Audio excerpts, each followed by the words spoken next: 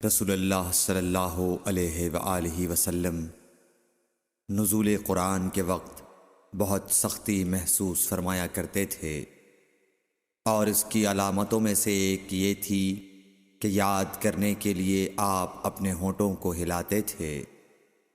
ابن عباس رضی اللہ تعالیٰ عنہ نے کہا، میں اپنے ہونٹوں کو ہلاتا ہوں جس طرح آپ ہلاتے تھے۔ سعید کہتے ہیں، میں بھی اپنے ہونٹ ہلاتا ہوں جس طرح ابن عباس رضی اللہ تعالیٰ عنہ کو میں نے ہلاتے دیکھا۔ پھر انہوں نے اپنے ہونٹ ہلائے۔ ابن عباس رضی اللہ تعالیٰ عنہ نے کہا، پھر یہ آیت اتری کہ اے محمد، قرآن کو جلد جلد یاد کرنے کے لیے اپنی زبان نہ ہلاؤ، اس کا جمع کر دینا اور پڑھا دینا ہمارا ذمہ ہے۔ حضرت ابن عباس رضی اللہ تعالیٰ عنہ کہتے ہیں، یعنی قرآن آپ صلی اللہ علیہ وآلہ وسلم کے دل میں جمع دینا اور پڑھا دینا ہمارے ذمہ ہے۔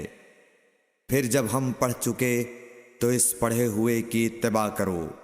ابن عباس رضی اللہ تعالیٰ عنہ فرماتے ہیں، اس کا مطلب یہ ہے آپ اس کو خاموشی کے ساتھ سنتے رہو، اس کے بعد مطلب سمجھا دینا ہمارے ذمہ ہے۔ پھر یقیناً یہ ہماری ذمہ داری ہے کہ آپ اس کو پڑھو، یعنی اس کو محفوظ کر سکو۔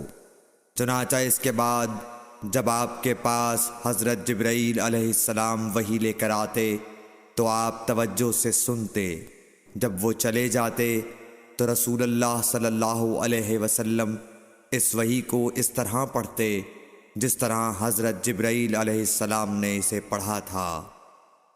صحیح بخاری حدیث نمبر 5۔